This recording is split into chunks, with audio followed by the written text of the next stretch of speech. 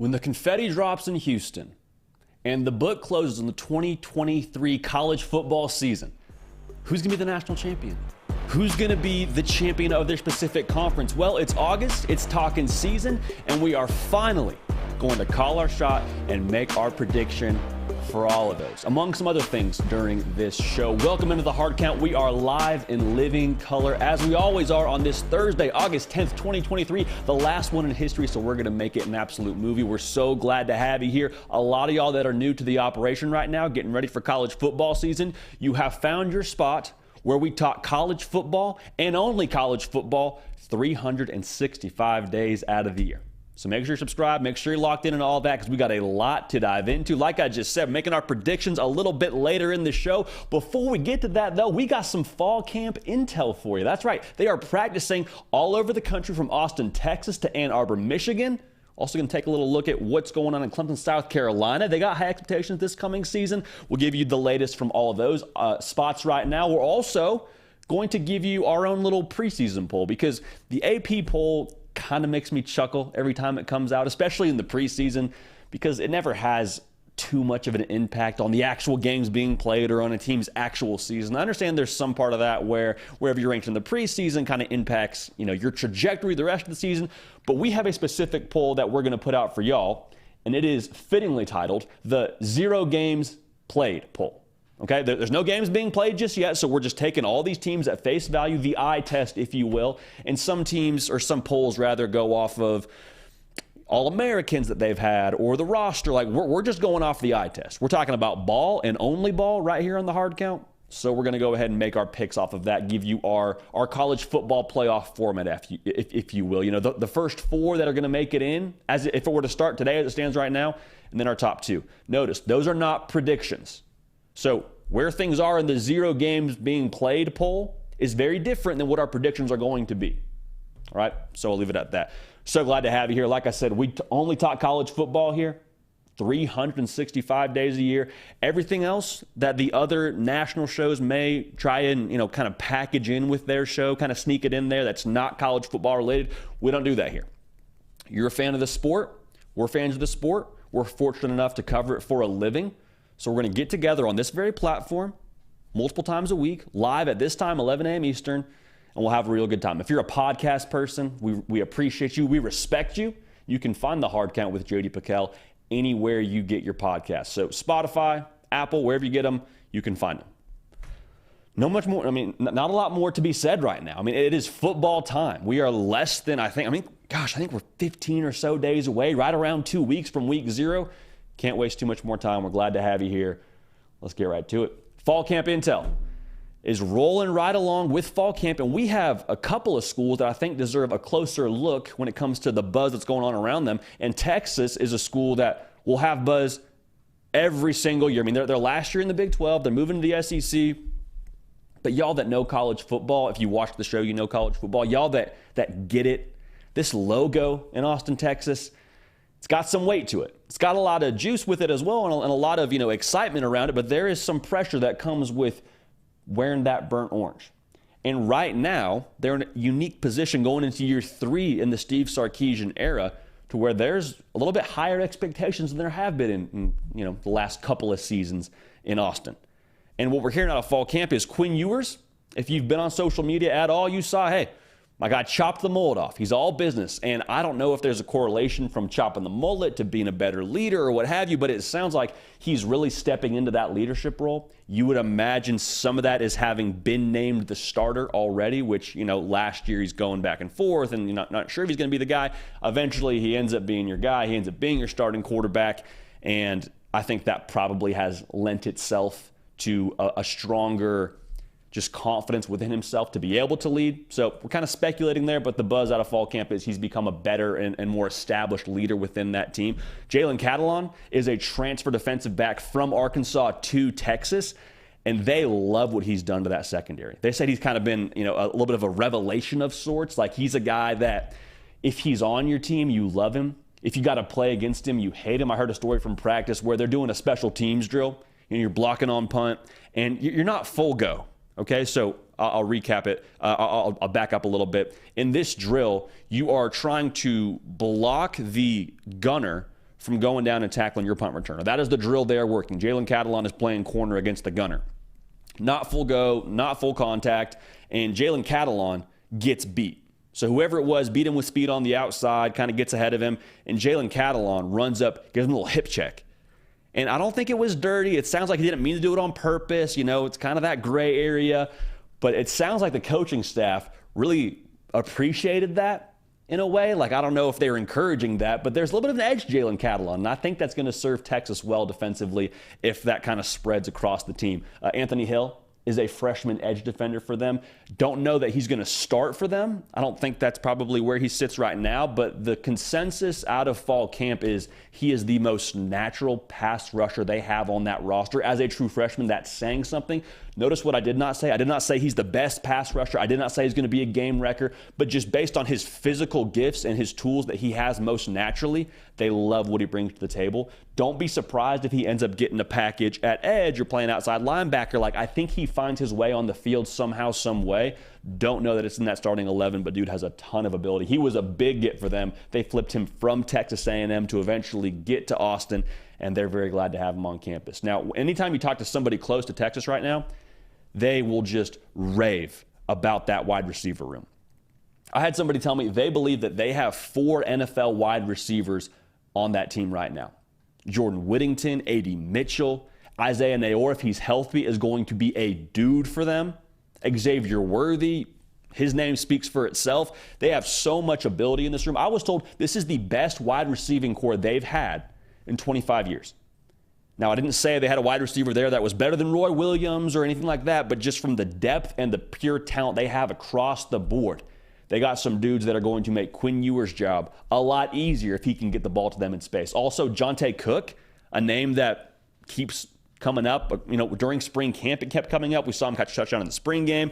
He's a big-time player from DeSoto. He's a local kid. They love what he brings to the table. Expect him to have a role in some way, shape, or form this year as well. So this is the most depth from people talking, you know, close to people in Austin. They've said this is the most depth that Texas has had in the last decade. Texas has always been talented. They've always had a lot of pieces, but this is the most depth they've had in the last decade. And throughout the course of a season from August all the way to November, you already know this, it is very difficult to go wire to wire with the same starting 11 on both sides of the football. And what I was told, short of losing Jalen Ford at linebacker, because he's kind of the heart and soul of that defense, they feel like they have a lot of answers for that second unit to step in and be a factor and not have a tremendous drop-off. I mean, that says a lot about Texas. It says a lot about where they sit right now. Texas feels really good. If you haven't yet already got a membership to Inside Texas, would encourage you to do that. I mean, Bobby Burton is on top of this like nobody else, as well as the rest of the team there. So get a membership at Inside Texas, stay up with everything there, and they feel good on the 40 acres right now. They're expecting a special season. Hard to blame them going into year 3 under Steve Sarkisian. Really quickly, make sure you're subscribed to this channel because we talk college football and only college football on this show, The Hard Count. Appreciate you in advance for doing that. We're surging towards 100,000 subscribers. Would love to have you a part of this, so thank you in advance for doing that. Also, if you could like the video while you're here, a little thumbs up button under the picture, that would be extremely helpful. So thank you so much. All right, let's move right on now to another team that has aspirations to do some things in the postseason. That's the Clemson Tigers. Clemson, South Carolina is a fascinating spot right now because they won the ACC last year. They've won the ACC actually 7 of the last 8 years, but a lot of people see Clemson as having taken a step back. And they're not all the way wrong because Clemson, I mean, for a minute there, they rolled off like 5 or 6 college football playoff appearances in a row until 2020, and they've kind of tapered off just a little bit. But last year, you had a defense that was extremely solid. I mean, 75% of that production is back. The defense, I think, has one of the best linebacking combos in the country in Barrett Carter and Jeremiah Trotter Jr. Got Xavier Thomas back. Like, they feel good about that defense. The buzz, though, out of fall camp is around this new offensive scheme. Garrett Riley, remember, new OC, came from TCU to Clemson, South Carolina to kind of revitalize that whole offense. Also a new quarterback. You had DJ Uiagalelei, and now you got Cade Klubnik, 5-star kid out of Austin, Texas. They feel good about him. I would say if we're watching from the outside looking in, let's give him some time to really get into this system and have some time as a starting quarterback. But a good thing for the people in Clemson, South Carolina, all the reports around Cade Klubnik is that he is the unquestioned leader. And that is difficult to do before even, being the guy for game one. I understand he was the starter at the end of last year, but he's now had a full offseason as stepping up and not being just the quarterback, but also being the guy. And we understand there's a difference there. Being the quarterback, you're listed as QB1 on the roster. You're in charge for, calling the play in the huddle, getting everyone lined up. But being the guy, to be the guy means you're the leader. It means everybody responds to how you react to situations. It means when a bad play happens, you look to the quarterback, you look to the guy. Hey, how are we going to respond to this? We feel good? Hey, he seems composed. I'm good with it. So, the report is from seniors all the way down to freshmen, they all understand Cade Klubnik is the leader of that football team. That is a very, very good sign for people in Clemson right now. But the offense, man, has had a ton of excitement around it. And that's not just people that cover Clemson saying that. That's people that play defense for Clemson. Barrett Carter, I believe, at ACC Media Days said, yeah, we kind of think we have figured out what they're doing one practice. And the next practice, they throw in a different motion. They throw a wrinkle off of a play that we thought we had down. And, it just keeps us on our toes. And that is music to your ears if you're a Clemson fan, because last year the offense, it felt very one-dimensional. We'll talk about Clemson a little bit later in this show, but you kind of felt like they didn't have that explosive element to the pass game. But Garrett Riley now, the report out of fall camp so far is he's going to do a much better job of scheming guys open. It's not going to be 50-50 ball to our 6'5+ tight end. Not going to be, jump ball on the outside. Let's hope he comes down with it. Quarterback, give him a good ball. I'm sure that element will still be involved and you'll have that. But for the most part, Clemson wants to be a team where we're going fast, we're running the football. And when you think you have our play figured out and you want to cheat up a little bit, that's when you're wrong. That's when we have a big play downfield, strike up the band. That's how they feel at Clemson right now with what they're building offensively. So morale is very, very high. Clemson won the ACC last year. They only threw for 6.8 yards a pass. It's not good. It's good for 86th in the country. Garrett Riley at TCU was top 20 with his offense in terms of yards per pass. They were right around 8 yards a pass. So doesn't sound like a big difference. I assure you, in terms of explosive plays, they're going to be much better, and that is a big difference for Clemson going forward. They feel good about what they have in that wide receiver room, too. Some guys that were dinged up last year that didn't really get to totally open up and make their impact felt. Bo Collins being one of those guys, Adam Randall being one of those guys. Both names to watch, especially Adam Randall with his natural speed and his size. He's going to be a guy that I think has a tremendous impact on that offensive game plan when it comes to the deep shots. Last thing I want to talk about here, the buzz out of Ann Arbor, Michigan. It's kind of like Fort Knox. Fortunately, we have great people that work for On3. The Wolverine, get a membership there if you haven't. They're going to keep you as in the know as anybody else in the industry, actually more than anybody else in the industry. So we got to talk to them a little bit. And they have people that are dialed into that building. And they are saying that when it comes to fall camp right now, there is a confidence about themselves. And you would expect that from Michigan. They won the Big Ten the last 2 years, and they beat Ohio State the last 2 years, been to the college football playoff the last 2 years. But it is very much so the eye on the ball kind of mentality for them right now. They don't just want to win the Big Ten. They don't want to just get back to the college football playoff. They want to get back and do some real damage. So for Michigan, that's the mission right now. It's no secret. It sounds like the offense is a touch more balanced. It's no secret. Last year, it was give the ball to Blake Corum, give the ball to Donovan Edwards, and we're going to be just fine running power at you and running for over 200 yards a game. And it's hard to blame Jim Harbaugh, hard to blame anybody on that staff. Can't blame J.J. McCarthy. That was the way they got down, and they did it really, really effectively behind that big offensive line. But if this trend and this buzz around them being just a touch more vertical in the pass game, being a touch more explosive and letting J.J. McCarthy cook a little bit more, if that buzz comes to fruition on the football field, I don't know how you line up with Michigan.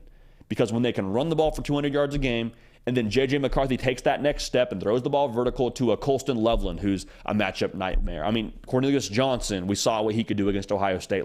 They've got a lot of weapons, and it sounds like with the tendency or the trend of them starting to open it up more, that gives me confidence about J.J. McCarthy and his maturation, but it also, I think, speaks volumes to what they think of those weapons in that room, to what they think about a Colston Loveland at tight end. So keep an eye on that. I think that's important to mention. Also, Josh Wallace, the transfer from Massachusetts, or UMass, as they're known in the college football world, the Minutemen.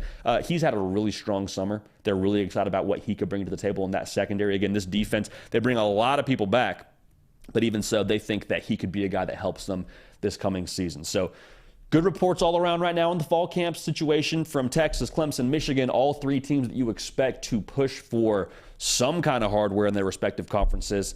And Michigan has got aspirations. Well, all these teams actually have aspirations to make some noise in the college football playoff. But I speak about Michigan because they're looking to finally get over the hump in the college football playoff and get themselves a natty. So that's what's going on in fall camp. But I promise you, we will keep you in the know and we will keep you locked in. And so will those tremendous fan sites that are a part of what we do here at On3. Again, if you could like the video really quick, that'd be phenomenal. If everybody tuned in right now likes the video, we'll be well over 100 likes, and we would appreciate that immensely. Also, we are surging towards 100,000 subs. So if you could subscribe to the channel as well while you're here, get to 100K before this season, everybody's happy. Thank you very much. So the hard count is brought to you by the good people over at Game Time. And I just want to put you in the situation right now. Let's say it's rivalry weekend. It's Ohio State, Michigan. Last game of the college football regular season. You don't have tickets? Come on, man. We can't do that. We can't let that be the way that we finish the regular season or finish the college football season in general. So Game Time is the fast and easy way to buy tickets for all of the big-time matchups. And we're about to get this college football started with elite deals with last-minute tickets and best price guarantee. So don't stress over getting to the game like Ohio State, Michigan. Don't stress to getting tickets to the Iron Bowl with the best prices. You're set at Game Time. So Game Time is the place for last-minute ticket deals. Forget planning months in advance. Game Time has deals on tickets right up to the day of the event. Get exclusive flash deals on tickets on all of the sporting events, entertainment events. You want to go to a concert, they got you covered. The Game Time guarantee means you'll always get the best price if you find tickets in the same section and row for less. Game Time will credit you 110% of the difference, okay? So taking care of you there. Here's what we're going to do. Snag tickets without stress with Game Time. Download the Game Time app, create an account. Here's the tricky part. Use code HARDCOUNT. All right? So use the code HARDCOUNT. Tell them we sent you. You'll get $20 off your first purchase. Terms apply. Again, create an account and redeem code HARDCOUNT for $20 off. Download Game Time today. Last minute tickets, lowest price guaranteed. If you are to get to some games, you let us know because we're going to be on the road this year. Heck, we'll see what the rest of the week holds. We're going to be on the road this year at a lot of these big-time matchups, so use Game Time, and we'll make sure we're all locked in together. Would love to see y'all on the road. That's one of the things I'm looking forward to the most. One of the things that I enjoyed the most, getting out to Michigan, Ohio State last year and getting to the college football national title game, like seeing y'all face-to-face, that was really special. And so we appreciate y'all making that happen. Appreciate y'all getting to those games as well. Game Time will help you out. All right, this is what I would imagine a lot of y'all are tuned in for. So let's lock in now. Well, maybe this isn't it. Maybe this is one of the things you're locked in for. Let's talk about the 0 games played poll. Okay, this is not the AP poll. This is not the coaches poll. This is a poll that is true to form, true to its title. What we see right now with 0 games being played so far. So I'm not predicting the college football playoff. We're going to do that here in just a short minute.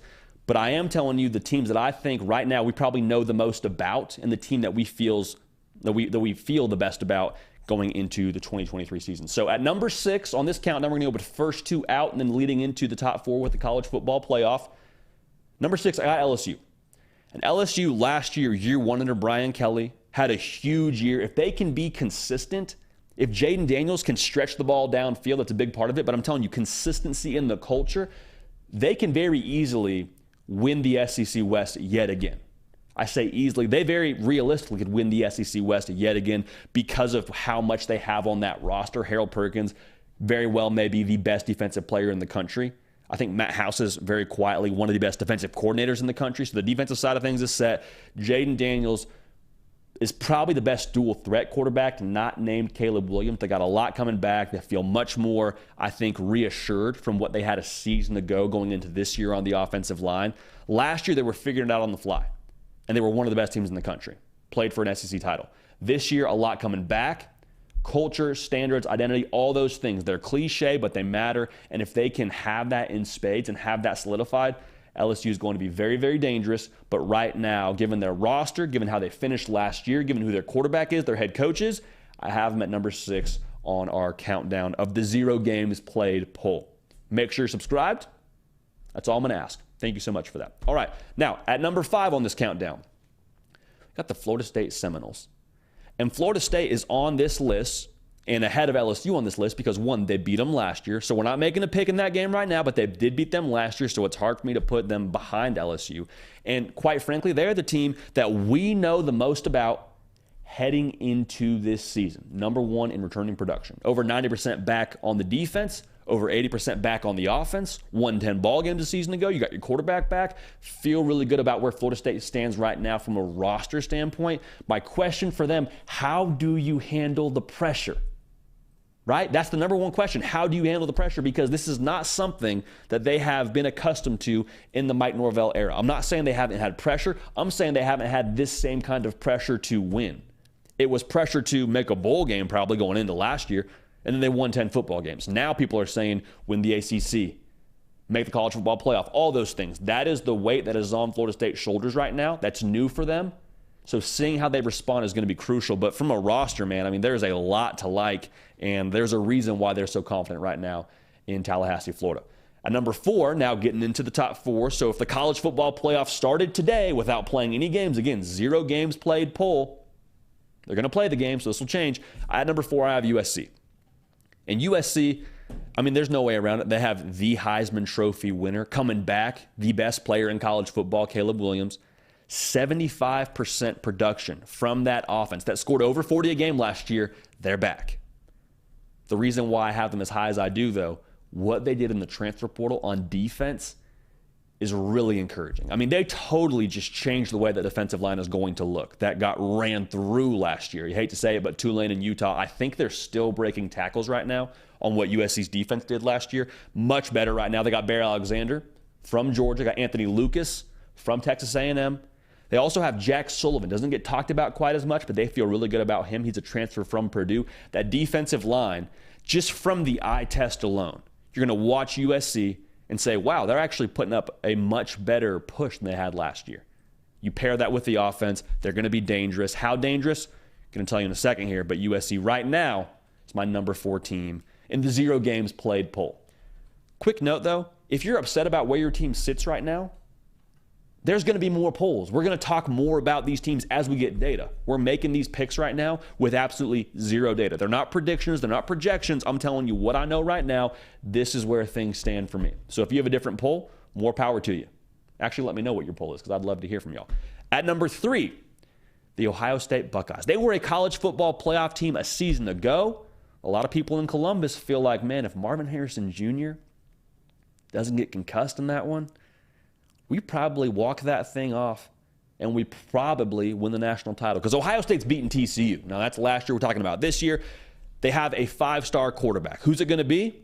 I don't know. But a lot of teams across the country would give their left arm, probably a support staff member, and someone on their kickoff team to have one 5-star quarterback. If you could make trades in college football, they would make that trade in a heartbeat to have either Devin Brown or Kyle McCord. So they're going to have somebody slinging the rock back there that is very capable.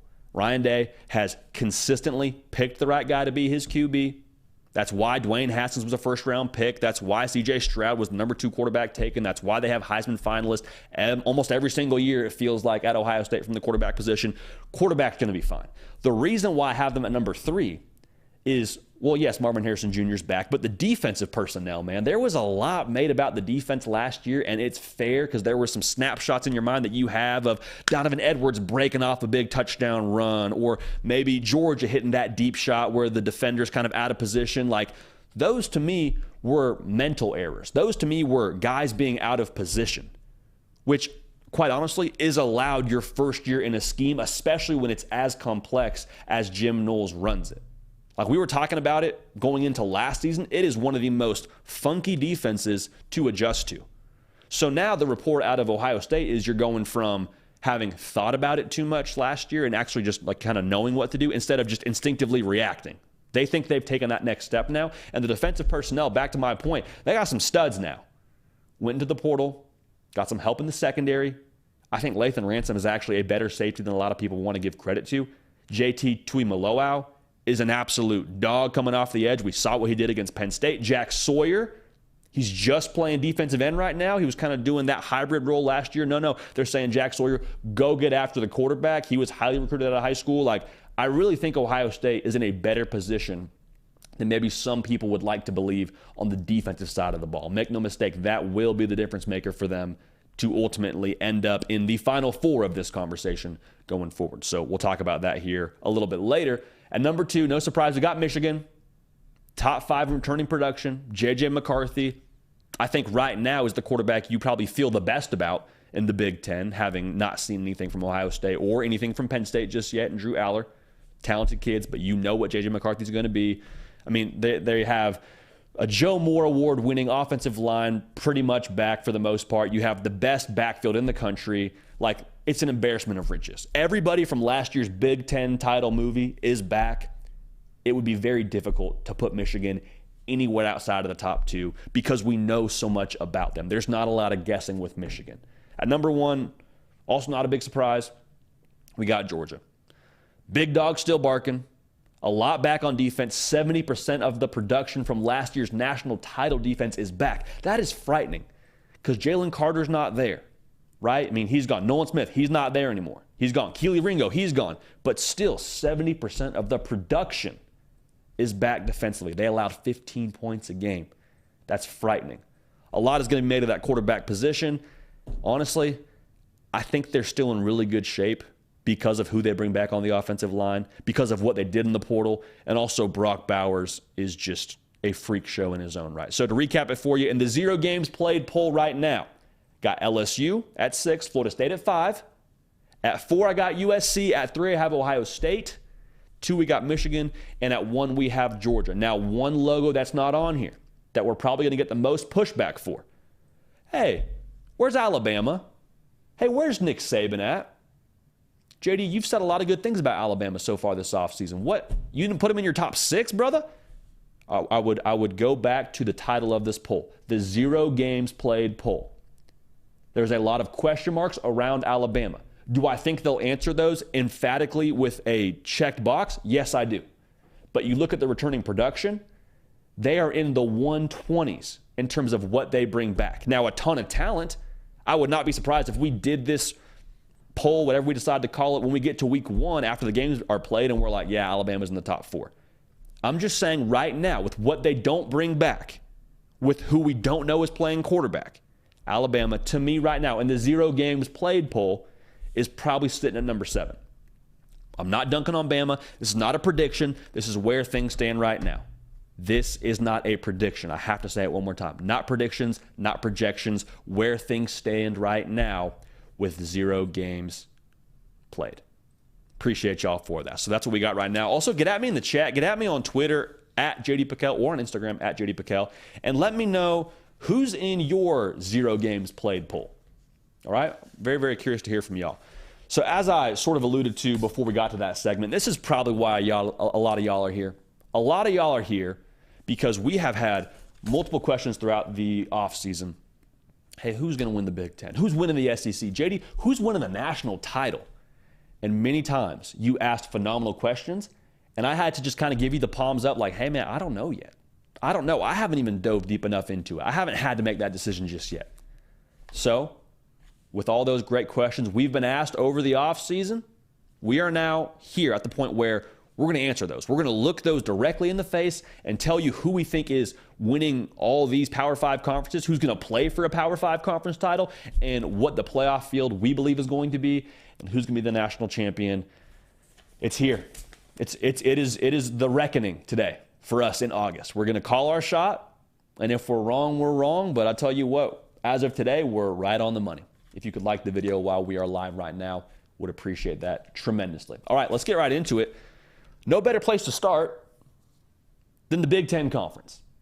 Let's check out what's going on in the Big Ten. The Big Ten, this is the last year as we know it now, before they get a little bit of a West Coast influence, if you will. A little bit of a more national reach the Big Ten is about to get here this next season. So the last year as we know it, they still have divisions. And it feels like, for the first time in a minute now in the Big Ten, you have a few more horses in the race.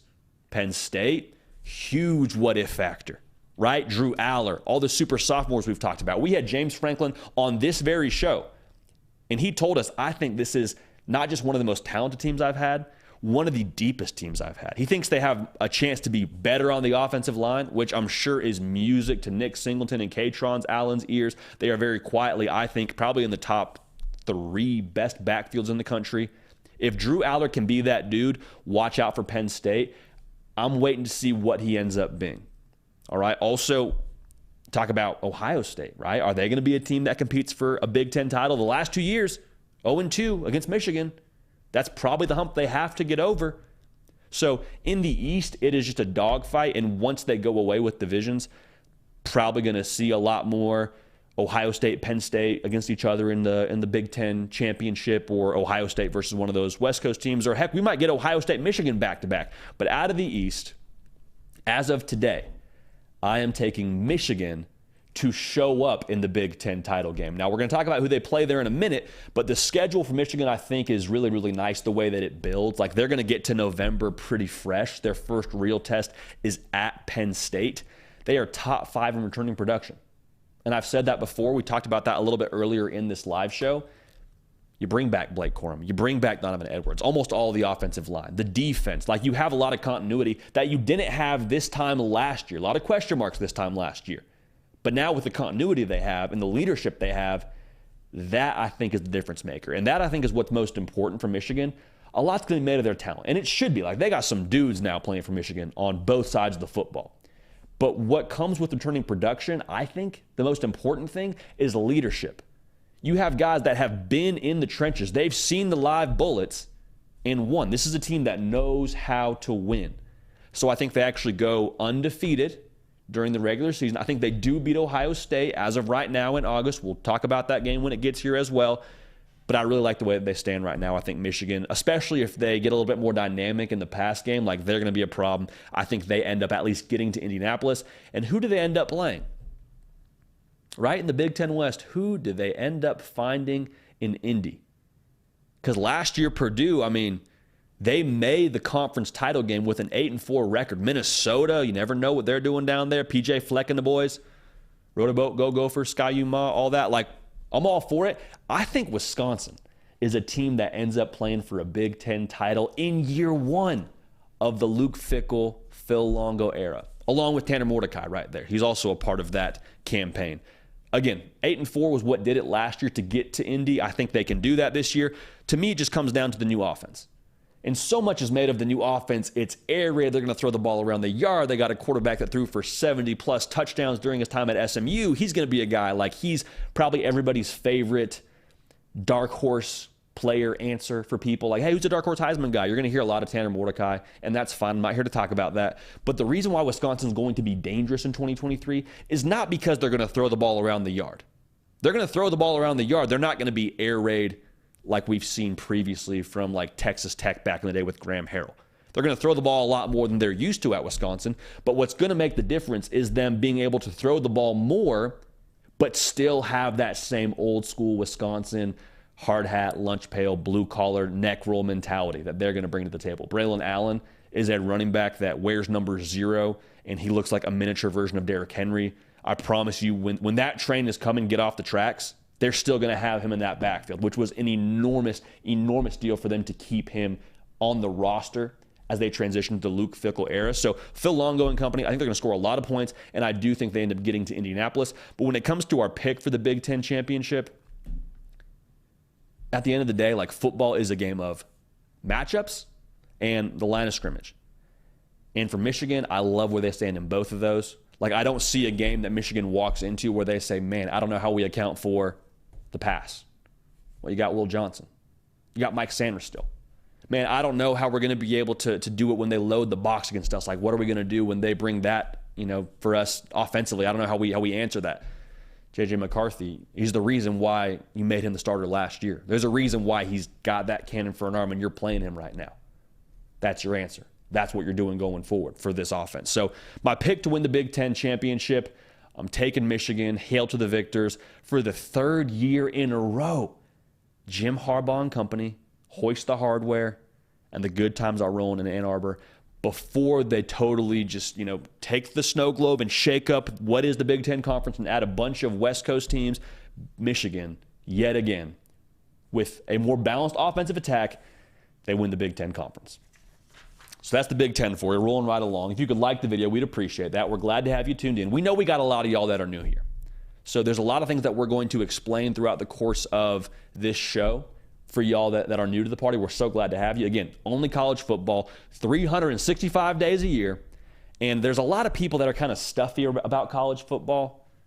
Talk about realignment a certain way, talk about the transfer portal a certain way. And we have our opinions on those things. Do not get it twisted. But at the end of the day, when fall Saturdays roll around, we believe that is the best time of the year. And that is something that we celebrate. That is something that we embrace. That is something we emphasize. And that is what this show is all about. So whether you're on podcast or whether you're watching live on YouTube, you can catch us. Monday, we'll have one-off videos for you. But we're live Tuesday, Wednesday, Thursday. But again, there's going to be videos on this channel every single day. Whether they're in the live show or not, you will have content on this channel. Would appreciate y'all subscribing. So thank you in advance for that. All right, let's move right along here. Another conference that is going through enormous change after this season, like the rest of college football. We could probably say that for all these conferences. But how about the Big 12? Right? The Big 12 has been in the news trying to keep pace with the realignment stuff. They're a fascinating conference as it relates to 2023. Because TCU, they were 5-7 in 2021. They end up playing for a conference title in 2022, lose it, still make the college football playoff, play for a national title. We won't talk about the national title for the good people that are TCU fans watching the show right now, but they added 4 teams. They got Cincy, they got UCF, Houston, BYU, all joining the party. What's their impact this coming season? Gus Malzahn and company, man, they have been recruiting. John Rice Plumlee. I saw somebody call him Bro Jackson because he plays baseball and football, and that is probably one of the funniest / best nicknames in college football. You love to see it. Don't know that they're a factor this season, but keep an eye on them. TCU, what are they going to do? Well, they lost 70% of the offense from last year. I think that hurts. Still really talented. I'm not counting out Chandler Morris. Dude can spin it. If you remember correctly, he ended Baylor's chances at a college football playoff berth when he just stepped in there and went bananas that one game. So we'll see what he does, but I'm not necessarily buying TCU to look the way they did last year. Kansas State, they were the conference champion last year. I really like what they're going to do this year. I think they're one of those teams that you watch, especially in like late October, November. And if they don't play for a conference title, they are absolutely going to ruin somebody's chances at playing for a conference title. But they lose right around half the production they had on defense. I think they'll still be really good, but I wonder how they respond to that. Also, you lose Deuce Vaughn. And Deuce Vaughn is a generational kind of player. He was one of the best running backs last year in college football. I don't think you just replace him and just plug and play and roll right along if you're Kansas State. So I don't know how I feel about that. Texas Tech, I'm really high on them.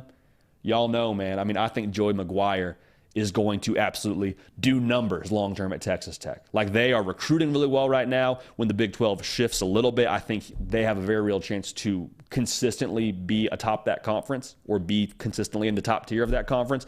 But for me, I think you find Texas, the Longhorns that we talked about earlier in this live show, I think you find them in Jerry World when they play this conference title game. Because for me with Texas, all it comes down to, I am expecting them to be what they are. And what they are is a team with a year 3 culture that they have built to now, and a team that is enormously talented. We talked about the fall camp intel around Texas earlier in this live show. So if you're watching this clip, go back and watch that because there's a lot of intel that you probably want to know about. They feel like this is one of the most deep teams they've had in the last decade. And we've always known Texas to be talented. We've always known they've had somebody that's probably going to have a bright future in the NFL. But putting it together and having somebody behind that cat, if he were to go down or if he is tired, and having no drop off from the 1s to the 2s, that has always been the big mountain Texas has been trying to climb. And now under Steve Sarkisian, it sounds like they feel really good about the opportunity to do that. That Bama game, week 2, is going to tell us a lot about where the Longhorns stand. Going to tell us a lot. Like, we'll talk about it when it gets here. That will be a game that gives us a good litmus test. We're not defining them based on that game, but I'm telling you, if you're a Texas fan and you want to see how you stack up nationally, you go to Tuscaloosa, game 2. And you feel pretty good about where you stood game 1 last year. Heck, you feel like you maybe should have beat them should Quinn Ewers stayed healthy last year. I guess we'll never know. But for Quinn Ewers this year, that's a big reason for your confidence. I mean, as a recruit, had as much buzz as anybody coming out of high school. He's chopped the mullet. going a little bit more all business. We're cutting off the party in the back. We're now business in the back and the front if we're Quinn Ewers. And for me, there's so much made about his ability, and I think all of it's fair. But the way they feel in Austin is, we don't need you to light the world on fire, Quinn. We need you to be efficient. We need you to be consistent. Because we saw really good Quinn Ewers at times last year. We also saw games where he threw 30 incompletions, I believe it was, against Oklahoma State. Now, some of that, I think there's more to that story. I'm not going to speculate too much about what went down in Stillwater and how healthy he was or wasn't. Didn't look like himself. But the bottom line is, if you can get the ball consistently to these wide receivers, you're going to score a lot of points. Like, it's just the way that it is. You got Xavier Worthy, who is one of the best wide receivers in college football. Isaiah Nayor is a transfer receiver from Wyoming. I had somebody send me a picture of him at practice the other day. He's like 6'3", 210, but he's like a long 6'3", 210, like the kind of guy that probably wins a lot of jump balls, but he's not wiry. Like, he is a built-up 210 coming off a knee injury. Like, he's going to be a guy they depend on a lot this coming season, so you hope and pray that he's healthy. I haven't even talked about Jatavian Sanders. The bottom line is Texas and A.D. Mitchell, the transfer from Georgia. The bottom line for Texas is they are going to have a ton of weapons, a ton of pieces, and a quarterback that I believe is more than capable ability-wise. And you give all that to Steve Sarkisian. We've seen Steve Sarkisian. Now, if he's got some ingredients, he can cook. We saw what he did at Bama with Mac Jones and Devontae Smith. Like, I'm not making the comp there. I'm just saying, give Steve Sarkisian talent. Give him time. I think they're going to be in good shape. So I think they at least make the Big 12 title game. And who do they see there? Little Red River rematch. Yeah, they see Oklahoma in the Big 12 title game. And Oklahoma last year, they were a punchline team. That means everybody and their mama at the end of the year making jokes about, 6-7, Brent Venables, wish you still had Lincoln Riley. Like, that was kind of the noise that was going towards Norman, Oklahoma. And some of it's warranted, right? Like 6-7, the people in Norman, Oklahoma, that's not their standard. They're not cool with that. They're not like, yeah, great, 6-7, awesome, good for us. No, they don't feel that way. But I think by nature of the moves they made this offseason, I think they have fixed the issue, if that makes sense. Because last year, it's no secret, the issue was the defense. They were out of position a lot. I don't think they had the personnel they needed last year. And so what does Brent Venables do? He went and got 8 new defensive players from the transfer portal. Deshaun McCullough being one of them, who I think is going to be a dude. Going back to that part about the problem being fixed for Oklahoma, if the problem was the defense last year, I saw a lot of guys just being out of position. Like, I didn't see a lot of plays where guys aren't finishing through on their assignment. Like, it was, the guy just wasn't even anywhere in the realm of making the play.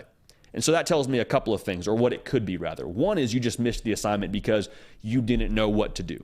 So some of that is us as coaches, and some of that is the players being able to pick up what we're putting down, and we got to simplify things. But Brent Venables now, he's coached defensive football for a long time.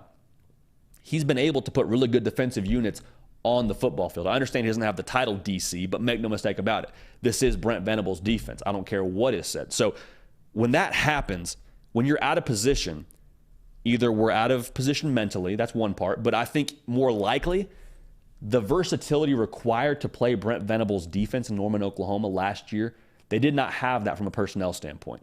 And that's why you go get Deshaun McCullough to probably help you at Cheetah. Jaron Kanik, a guy who is extremely fast in the 100 meters coming out of high school, is going to play linebacker for you this year. You got Stutz playing linebacker as well. Like, they have a lot of pieces that I think are going to be more of a fit this coming season, because they replaced a lot in the front seven. And if you want to play Brent Venables' style of defense, you have to be able to do multiple things and do multiple things well. I don't think they had that personnel last year to run this defense, and that's why you saw what you saw. But offensively, man, like, people kind of forget this. Every single game that Dillon Gabriel was healthy in, they were in. The only games that Oklahoma was just kind of a no-show was Red River and TCU. TCU, Dillon Gabriel gets hurt. Red River, Dillon Gabriel doesn't play at all.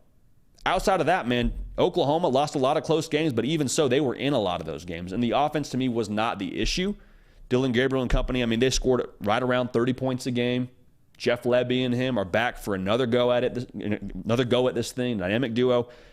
What it comes down to, offensive line holding up their end of the deal, and the wide receiver play having somebody that can separate. Andrel Anthony is a transfer receiver from Michigan that they feel really good about what he brings to the table from a speed standpoint.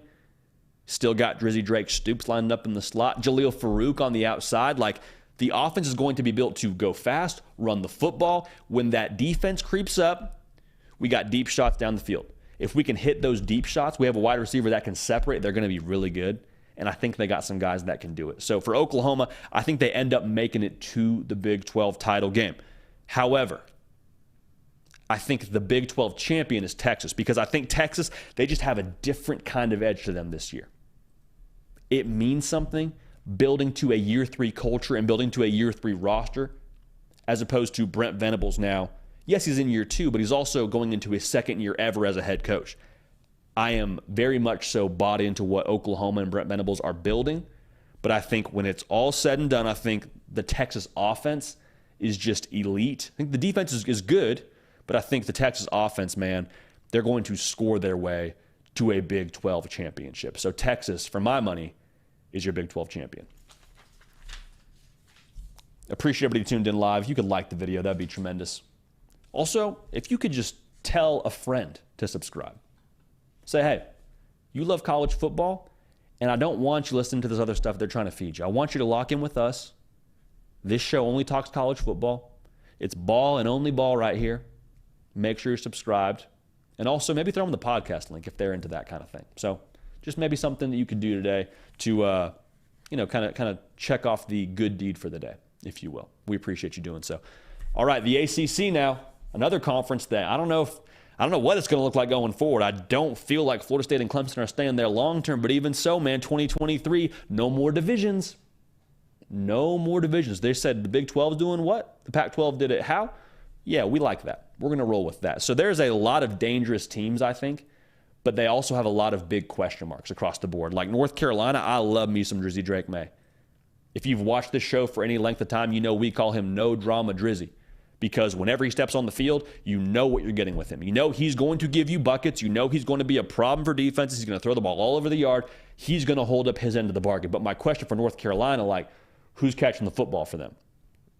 At the time of us being live, Tez Walker has been denied eligibility for this coming season. So I hope that changes. I don't think that's really the conversation we want to have right now, but I don't agree with that. He was one of their top guys they were going to go to this year.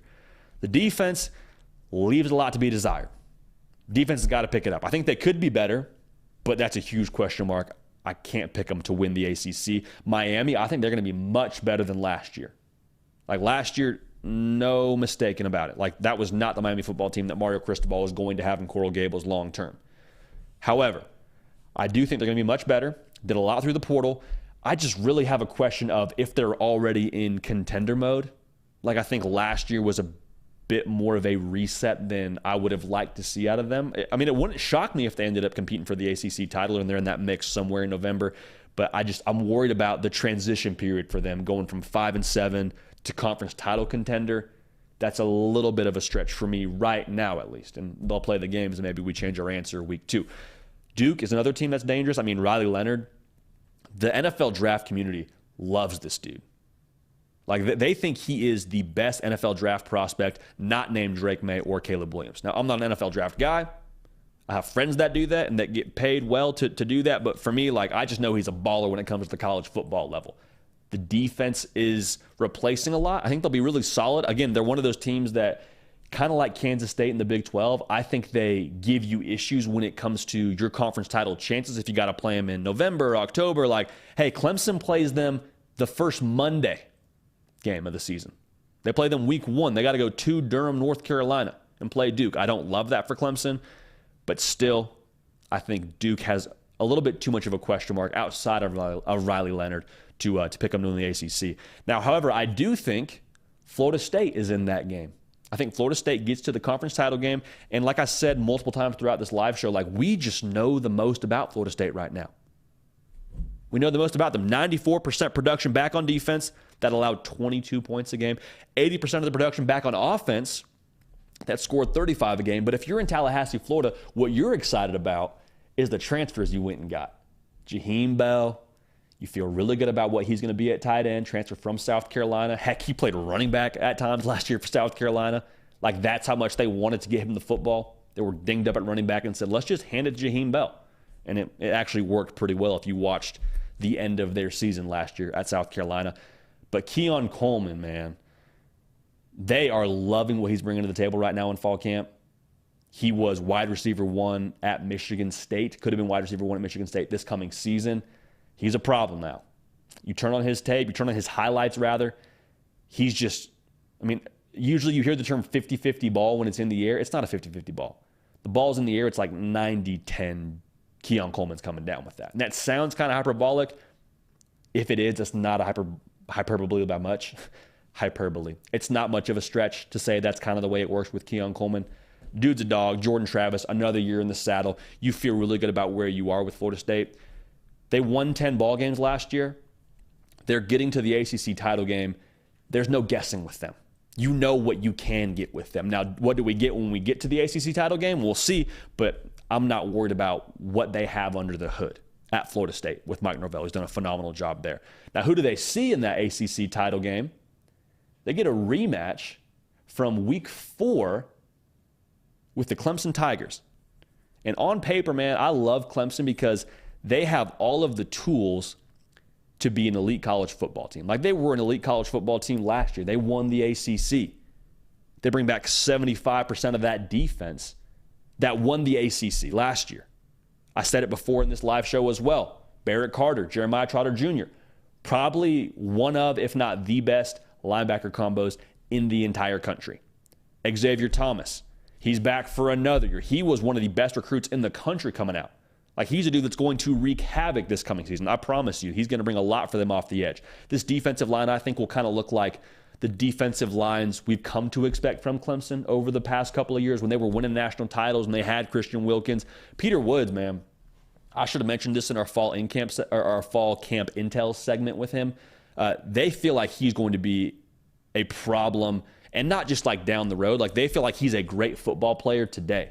Some people at Clemson were saying usually you get these freshmen that show up on campus, and year 1 for them is all about making good on their talent and becoming a great college football player. Like, in practice right now, he already is a great college football player, and I believe he's only going to get better. Again, that's a kid that was a 5-star coming out of high school and was a big pickup for Clemson to get. So the question then goes to the offense. And Garrett Riley, man, I think he's bringing some new juice. Last year, Clemson won the ACC. They only threw for over 300 yards one time in the regular season, and that was that shootout game against Wake Forest. So I'm not dunking on DJ Uiagalelei. I think DJ Uiagalelei actually is going to prove this coming season that the system last year at Clemson ain't it. But you feel really excited about bringing in Cade Klubnik. And it may take some time. I'm not saying give him the Heisman Trophy game 1 because we still don't know what he's going to be. But I think as time goes on and he grows more in his role as the starting quarterback at Clemson and kind of makes the most of what this system is, I think that offense is going to be really, really dynamic. Because the guys they have getting healthy in that wide receiver room, Adam Randall especially is a name we're going to talk a lot about this coming fall, I promise you.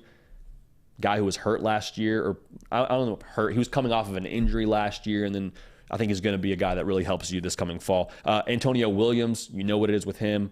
Going to be a sophomore. He was the only guy that stretched the field. They're going to be much more dynamic in the pass game side of things. Like, they averaged 6.8 yards a pass last year. TCU was top 20 in that stat. Garrett Riley is going to scheme more guys open. You're not just hoping that somebody separates one-on-one. It's play action. It's we got the defense moving with motions. It's tempo. And then we take our shots where we can get them. So Clemson offensively will look very different and score a lot more points. So for the winner of Clemson-Florida State round 2, I will just say this right now. I think whoever wins the first game of the season, it will be very, very difficult to go 2-0. Like, any way you slice it, I think you have a series at 1-1 when it's all said and done for Clemson, Florida State. And I think for Clemson, man, the experience side of things. Like, this team at Clemson, they have a lot of guys that came back as 5th or 6th year guys because they feel internally like, man, we got to get Clemson back to college football playoff Clemson, back to national title kind of Clemson. Like, the ACC is the first block in that. And so what I'm saying is the experience they have internally, I think, pays dividends. Florida State has a lot of experience as well, but I think Clemson has experience winning in these kind of football games. I think at that point in the year, Cade Klubnik is not even considered a first-year starter anymore. So I think Clemson actually probably drops the first game of the season. But I think first game they play against Florida State this season. But I think they end up winning the ACC championship. Important note, though, for this one.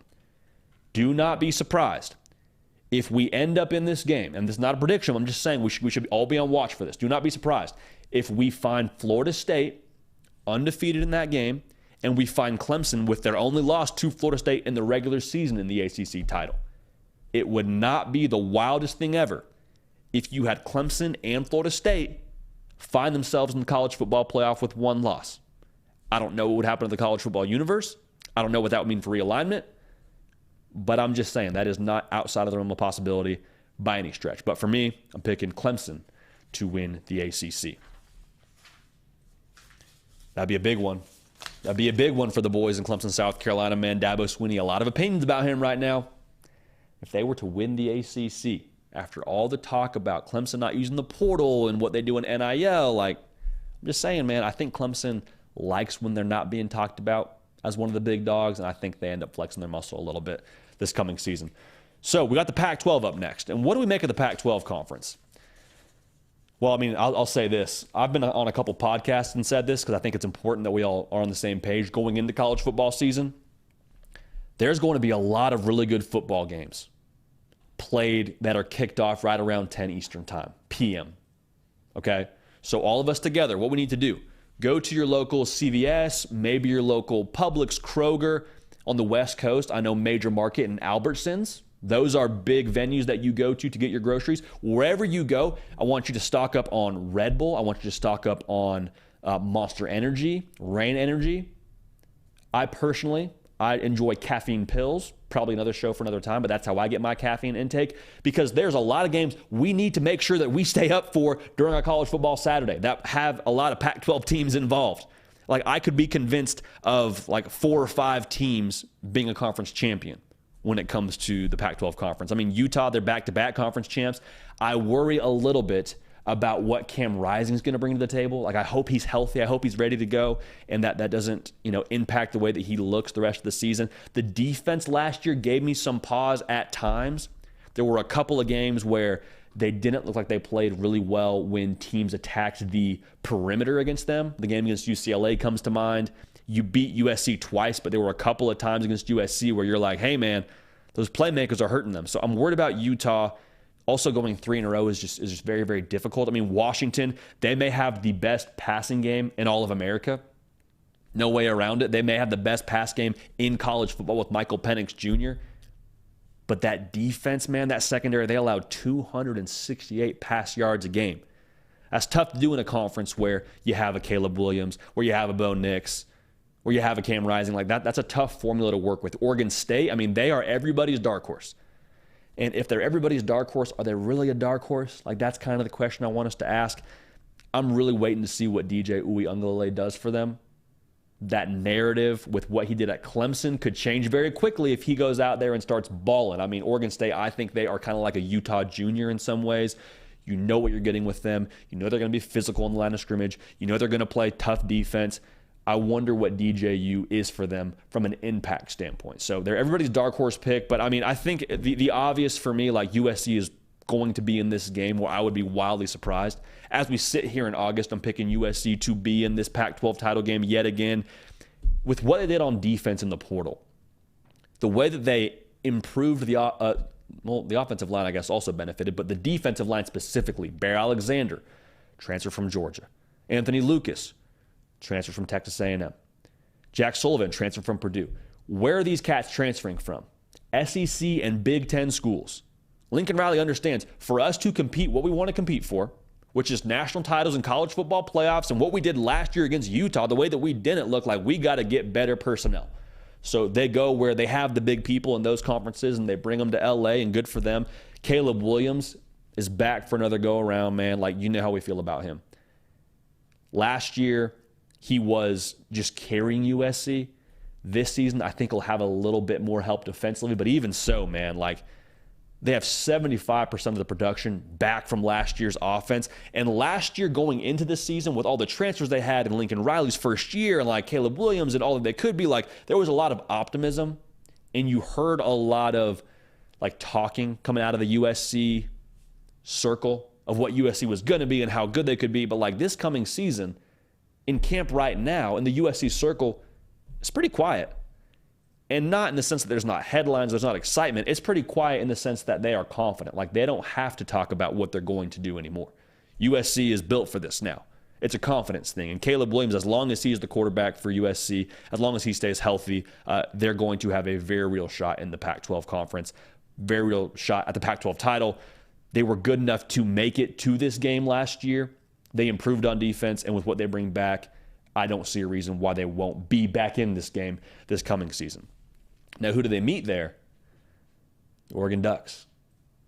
The Oregon Ducks with old Bo Nix and Dan Lanning and all that Nike money and uniforms they have. Like Oregon now, I am excited to watch this team. If y'all have watched this show for any length of time, I am enormously high on what Dan Lanning is doing there. He came on this show, and he's probably one of my favorite interviews we got a chance to do. Dude is all business. Dude is all football. And Bo Nix is really like the straw that stirs this drink. We understand that. And there's a lot made about what happened last year. And, oh, man, Bo Nix finally kind of made good on what we thought he could be. And now he brings in a new OC. Kenny Dillingham goes and takes the head job at Arizona State. Good for him. But there's question marks around Bo Nix with this new offensive coordinator, Willie Stein, coming from UTSA. And I will say this, man. I think what we saw last year was the real Bo Nix. And last year was big for Bo Nix to be able to prove that to everybody else in the country, of course. But there is something to be said for the journey Bo Nix has had and the way that he has built to a year like last year and the fresh start he got to have. Because I don't know that we talk about this enough. Bo Nix grew up in front of our eyes. And there is such a thing as playing too early. Was Bo Nix ready to play that first game of his career against Oregon? I don't know. You'll have to ask Bo Nix, but it sure looked like it by the way that he performed. But even so, that is such a tough spot to step into with his legacy at Auburn. His dad played at Auburn, all the pressure on him to be the guy to bring Auburn back and what he was as a recruit. Like it was I would imagine like a pretty loud circle to be in any time that you had bad Bo show up. And so for him to get a fresh start, to be in a new place, to be far from what he's known, to play for a coach like Dan Lanning, and to have the success he had last year. I mean, he was a Heisman candidate last year in my mind. I think that does wonders for his confidence. And so I think he will kind of pick up where he left off last year. I think there is likely a internal assuredness about him, and I think that radiates throughout this team. Defensively, that's probably where your question lies. Like they had issues last year in the secondary. No way around it. It's why they held that L to Washington at the end of last year. Did a lot in the portal, added 4 new defensive backs, made a huge pickup on the defensive line, getting edge defender Jordan Birch. He was a 5-star plus player out of high school, played at South Carolina last year. Like he's going to be, I think, a problem for the rest of the Pac-12. They were very excited to get him, I promise you. So I think Dan Lanning and Bo Nix are a reason for a lot of belief right now. I think Dan Lanning has this team believing. And so I think Oregon absolutely ends up in this Pac-12 title game. But when it comes down to it, man, I think USC is just on a mission right now. Like I think they're on a mission. I think Caleb Williams, you saw a lot in that Johnny Manziel documentary, and I personally couldn't help but draw the comparison from the circus that was around Johnny Manziel at that point in time to the circus that's around Caleb Williams right now. Now, obviously, 2 different players, 2 different people, but I think for Caleb Williams, the circus and the excitement and the hype and all that, I think he kind of welcomes that right now. And I think he is staying locked in on what the ultimate goal is by the way that he talks about his desire to play for the college football playoff. Like, I think obviously doing that, getting there would be winning the Pac-12 title to start. The way that he's so laser focused and the way that Lincoln Riley is, I think, capitalizing on all of the noise around USC and what they didn't do at the end of last year, I think that they're the edge. And I think that when it comes to the defensive side of things, they do enough to take Caleb Williams from being like the equalizer. Defense, you weren't good enough last year. Caleb Williams, let's keep us in the game. They do enough to make him the edge. I'm not saying that they end up being like the best defense in the country. I'm saying that they improve enough to allow Caleb Williams to take advantage of him being like the best player in college football week in and week out. So for me, I have USC winning the Pac-12 conference. That'd be a lot of fun too, man. If we get USC Oregon in the Pac-12 title game, ooh, can you imagine the buzz around that one with both teams leaving to the Big Ten? Like, whew, the tickets would sell itself. I don't think anybody would have an issue staying up and watching that game, regardless of what time it kicks off at. So it's no secret why we saved the SEC for last. A lot of y'all that tune into this show, you are SEC fans, and we're glad to have you here. And the SEC right now has made its case for the best conference in college football. And there is a lot of, I mean, there's a crowd in the SEC now. Like, it's not just Georgia and it's not just Bama. Like, there's Tennessee, and they probably have the biggest boom factor in college football. If Joe Milton makes good on what he can do physically, like, oh boy, watch out for Tennessee. If that defense can improve, they got you holding your breath right now, but if they can improve, that second to last game of the season against Georgia will be, I mean, they could sell pay-per-view tickets and I'd buy one and I'd still be locked in. Hopefully we're at that game, but we'll see what happens there. We'll see what happens the rest of the season. Ole Miss, man, you can never count them out with Lane Kiffin. The Lane train, things rolling right now. If they can figure out quarterback, that defense, I believe, will just be better than it was last year. And Quinshon Judkins, for a lot of people's money, is the best back in college football. So we'll see what happens there. You can't count out Ole Miss. And let's put some respect on Kentucky's name while we're here. Right? Let's talk a little bit more about Devin Leary. No, he's not putting mayonnaise in his coffee.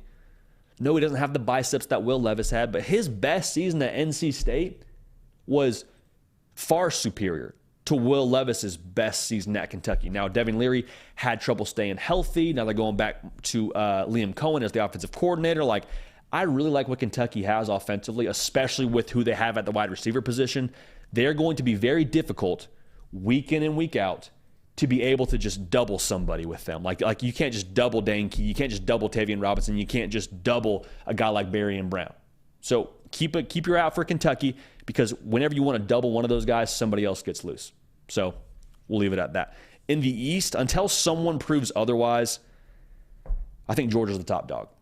I mean, I just do. I mean, you know what it is with them. They're ridiculously high when it comes to their floor this year. They bring back almost the entire offensive line. 70% of the production is back on the defensive side of the ball. That allowed 15 points a game from that national title team. Brock Bowers is the alien that the government has told us that they have. Like, everyone's like, oh, I wonder what the alien looks like. He wears number 19 and he suits up for the Georgia Bulldogs every single fall Saturday. And you can watch him. He wears number 19, like I just said. Dude's a dog. Pun intended, but also not really. There's two things that could stop Georgia. One is surprising and unexpected drop-off in quarterback play. The second is complacency. I believe in Carson Beck.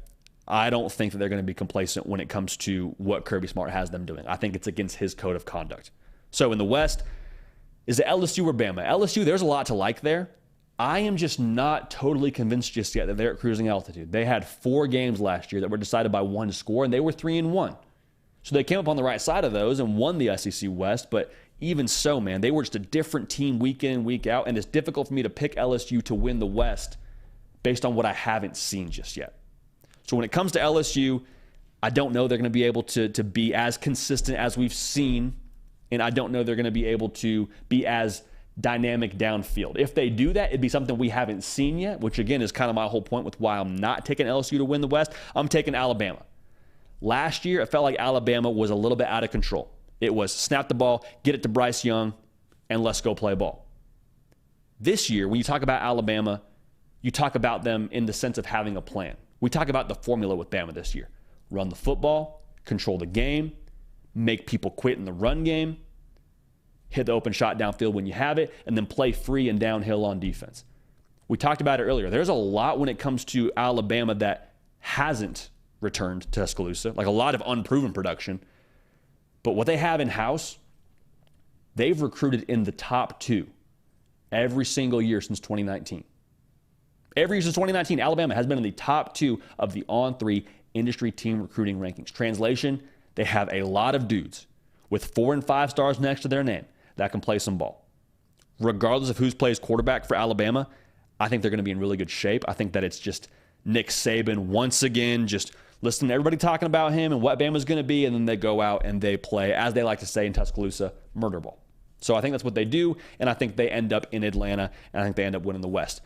However, I think Georgia is just too potent offensively. I think what you had last year with Stetson Bennett was phenomenal. You have a quarterback this coming season who I think has some other physical gifts that are going to allow you to maybe stretch the ball downfield in some other ways more frequently than you had. Still really balanced, still really potent. Defense plays the way that Georgia's played the last couple of years. I got Georgia, when it's all said and done, winning the Southeastern Conference. So that brings us now, and I want to roll here right along with y'all. Subscribe if you haven't already. Like the video if you haven't already. We appreciate y'all. To the college football playoff field. And we're not going to look too deeply at this. We're not going to overthink it. But here's where we stand when all the dust settles. At number one, you probably guessed it, we got Georgia. I think they're undefeated. We know what it is with them. We know what it is. The schedule isn't ridiculous. They're going to be fresh when it comes to November, that second to last game of the year. They're going to be ready to roll. I think they go undefeated. I think they're your number one team in the country when it comes time for Selection Sunday. At number two, kind of same song, second verse. We know what it is, man. We know what it is with Michigan. If they're able to be a little bit more balanced offensively, I mean, say your prayers for the Big Ten, man. Like, legitimately, you know what it is when they have that run game going. But if J.J. McCarthy gets dialed in consistently deep, that means those weapons stepped up in a big way. Like, this is also a team with how much they bring back production-wise that knows how to win. We said it before, I'll say it again. The talent is a big deal to bring back, but the leadership and the experience, the continuity, they've all got one mission. That is national title or bust. So Michigan makes the college football playoff. They're your number two team. They're the Big Ten champ. Now at number three, they may have a loss on the schedule, but they win their conference, and it's the USC Trojans at number three.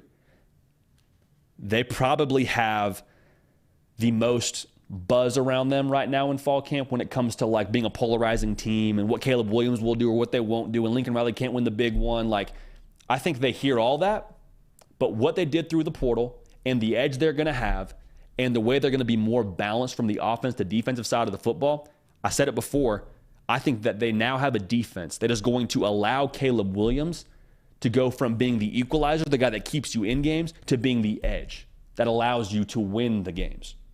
He did a lot of that last year, but I think there's a little bit more balance, a little bit more help for him. Again, they're laser focused. I think USC is that third team in the college football playoff. So a lot of y'all, when I asked you on Twitter, you had these three teams down. It was some variation, but a lot of y'all had these three teams down. So either we're all going to kind of look a little bit silly together when it comes to Selection Sunday, or we're all going to be right together. But there was a large variance on this fourth team. I think Alabama doesn't win the SEC, but I think they find a way into the college football playoff. They're going to surprise a lot of people because everyone is talking about Saban being passed by. Who's playing quarterback? Are they going to be able to be consistent? A lot of question marks. That's totally fair. But this roster, again, I said it, enormously, enormously talented. Only top two classes for Nick Saban. That's it. And I'm going to be real, too. I'm not falling for Nick Saban and Alabama playing possum. Everybody wants to say they're down, they're dead. Like, hey. We've seen this a few times. 2008, multiple losses for Saban and company. 2009, natty. 2010, lost 3 games. 2011, natty. 2014, first year of the college football playoff. That's what it was. Okay, now finally has to go another game. Can't just rely on the BCS. Saban's done, man. Yeah, you guessed it. Next year, natty. 2019, 2 losses. 2020, national title. I'm not falling for it. We're buying the dip. Alabama is your fourth team in the college football playoff. So how does it shake out when we get to it? Well, you got Bama and Georgia with a rematch of the SEC title game. Again, I think it's very difficult to beat a team twice, but I think if someone's going to do it, Kirby's going to be ready for this one. I think the offense of Georgia changes the tempo of this game yet again. I think they're able to beat Alabama. They punch their ticket to the national title game. This game will be a lot of fun. Traditional kind of Rose Bowl feel to this. Hopefully, you got Michigan versus USC, Big Ten, Pac-12 last time. They'll be conference foes here pretty soon. Instant classic, all right? Back and forth, shootout, Caleb Williams, crowds going crazy, a lot of points being scored. At the end of the day, though, I think the Michigan offense evolving and their defense still being as experienced as they are, I think that makes the difference. Again, instant classic, close game. Michigan punches their ticket to the national title game. And this was the game that we all wanted to get last year. And I'm not saying this in the sense that like, oh man, we're so bummed we got TCU, Georgia. Like a lot of people throughout the year were watching Georgia 1, Michigan 2, Georgia 1, Michigan 3, especially after they beat Ohio State. We were all saying, okay, heavyweight bout coming right up. Michigan, Georgia, here we go. We're all ready for it. And then TCU does what TCU did. And credit TCU for that last year. Nothing to take away from them. But we get it this year. We get Michigan and Georgia, two of the best line of scrimmage teams in the country, two of the most experienced teams in the country. I think this one is also close. I think this is a college football playoff that we look at and say, man, those were three really, really freaking good games. There's not a snoozer like we had in the national title game. When it's all said and done, though, I think Georgia has something that Michigan may not have quite as much of, and that is team speed. And they have it defensively, but also they have it offensively, and I think they will stretch the field a fair amount in addition to pounding the rock with that experienced offensive line. The team speed of Georgia is the difference. They beat Michigan. I think it's probably still fairly close in that game, but Georgia goes 3 in a row under Kirby Smart and wins the national title in 2023. Appreciate everybody tuned in live, man. Typically what we would do right now is we would go to y'all in the live chat and get to your questions, get to your thoughts and concerns. We actually, on this very YouTube channel, in a couple of hours, have got not one, but 2 commitments coming your way from Duncanville, Texas, Duncanville High School in Texas. We got 5-star plus edge Colin Simmons committing on this very channel here shortly. So stay locked in. Make sure you're subscribed. Future shows, Tuesday, Wednesday, Thursday, 11 a.m. Eastern. We're going to get to those, and we're going to hear from y'all and chop it up. It'll be a real good time. But hey, if you're new, welcome. There is no more time for us to mess around. You love this game. We love this game. We're cut from the same cloth here, man. It is college football 365 days a year and only college football 365 days a year. None of that extra stuff. No additives. No proprietary blend, whatever they put on protein shakes that, kind of has a funny like legal system to it. You get what I'm talking about. It's ball and only ball. Follow me on Instagram. Follow me on Twitter at JD Piquel. We're going to put some content on those platforms where we can interact and kind of have a back and forth during the week as well. But again, after this week, next week, we are Tuesday, Wednesday, Thursday, 11 a.m. Eastern. Lock in. It's college football season, man. Like your video on the way out. Subscribe on the way out. So excited to have y'all a part of this college football community. We appreciate y'all. We love y'all. We're going to keep this party rolling, and we will see y'all next time.